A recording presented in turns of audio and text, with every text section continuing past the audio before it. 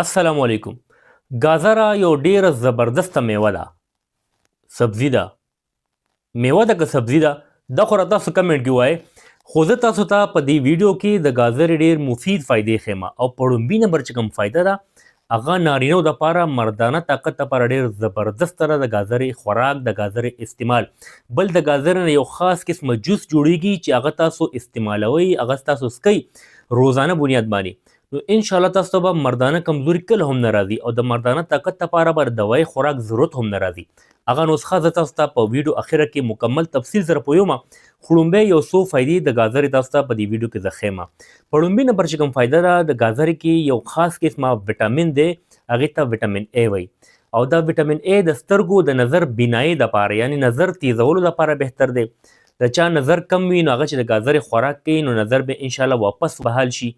دغسې د نظر چې د سترګو چې سوره مسلې دي د ویټامین ای هغې کې ډېر ښه رزلټ ورکوي نو هغه ویټامین ای وافر مقدار کې موجود دی په ګازره کې.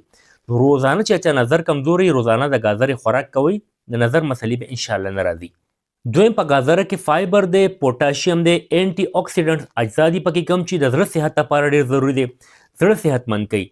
دغسې د چا های بی پی وي بلډ پریشر های کېږي هغې هم د ګازر خوراک کوي. دغسې چې کم خلکو کولیسټرول های وي بیډ کولیسټرول یو ګوره ښه کولیسټرول وي یو بیډ کولیسټرول وي یو صحت لپاره ضروري دی یو نه دی ضروري. نو چې کم نه دی ضروري هغه کولیسټرول دا ختموي د ګازرې خوراک. دغسې په ګازره کې ویټامین سی موجوده ده دا سکن صفا کوي. د چا په مخ باندې دانې وي اکني پیمپلز وي سکن خراب وي نو چې څوک د ګازرې جوس کې یا ګازر روزانه بنیاد باندې خوري او خوراک کوي نو دې سره به سکن هم صفایي او مخ به تروتازه وي او د مخ نه به دانې هم انشاءالله صفا کیږي. د وینې صفایي کوي زهریله مادې د وینې نه صفا کوي. د خولې دپاره د غاښونو او د ورو صحت دپاره هم د ګازرې خوراک بهترین دی ځکه چې کله ګازره انسان خوري نو دې د چیچلو دوران کې د چباولو دوران کې یو لغاب جوړیږي یو لغاب غوندې جوړیږي یو لاړه جوړیږي چې هغه د غاښونو دپاره ضروري ده د غاښونو مضبوطیا دپاره او د ورو د صحت دپاره.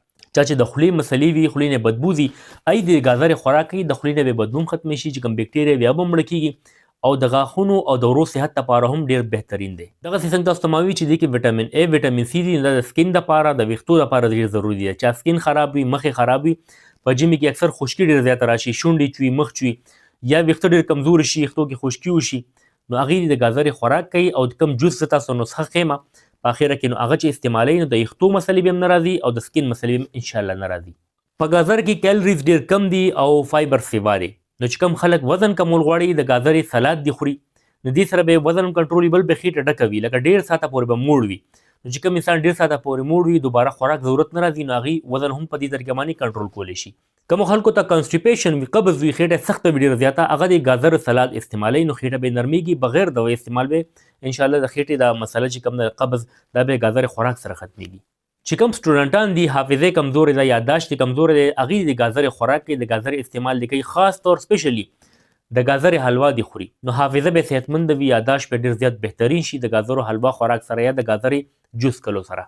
د ګازرو جوس جوړولو اسانه طریقه دا چې 3 یا 4 ګازرې به واخلي او به صفا سوتره کوي نرۍ نرۍ به کټ کوي او بلنډر کې به واچوئ.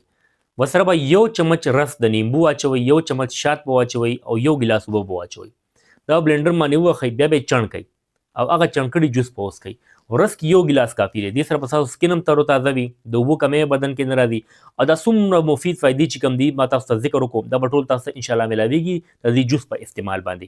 دغسې هغه نارینه چې کوم کمزوري دي مردانه کمزوري ده ورته نو هغې لپاره د ګازرې دا جوس چې کوم دی دا ډېر زیات بهترین دی. تاسو نوټ کوئ په دې کې به تاسو 3 نه 4 دانې ګازرې واخلئ او به صفا سوتره کوئ بلنډر کې به واچوئ 1 ګیلاس پی به ورسره واچوئ 1 چمچ شات به ورسره واچوئ 1 دانه کجورو به ورسره واچوئ او 3-4 دانې بادام چې کوم مخکې نه اوبو کې اچولې شوي وي هغې نه به هغه چلکه چې دا لر کوي چې کوم سپین بادام وي دننه هغه به پکې واچوئ دا به بلنډر باندې ووښئ او دغه 1 ګیلاس جوس چې کوم دی دا به سهار په ناره خېټه باندې یا په ماښام ډوډۍ نه مخکې دا 1 ګیلاس ورځ کې څکئ انشاءالله څو ورځې کې دننه دننه به ستاسو مردانه طاقت بحال شي.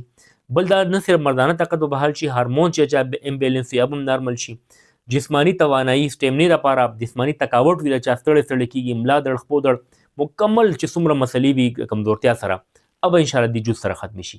ملګرو کوشش کوئ روزانه 2-3 دانې ګازرې خامخا خورئ او چې تاسو دا ځان باندې لازمي کوئ د دې د جوس استعمال کوئ یا د دې سلاد استعمال کوئ یا د دې الوا خورئ نو ان شاء الله زما امید دی چې ډیرو دوايانو خوراک ضرورت پاتې نه راځي طاقت لپاره دوايانو ضرورت پاتې نه راځي او دې سره به اکثره مسلې وي تاسو کمزوري به الله په فضل باندې ختميږي امید دی تاسو به ویډیو خوښ شي وي داسې معلوماتي ویډیوز کتل لپاره زموږ چینل ډاکټر شبیر پښتو خامخا سبسکرایب کړئ ویډیو خپل مرګرو سره شیر کړئ چې ته هم فائدہ ورسي ډیره مننه الله حافظ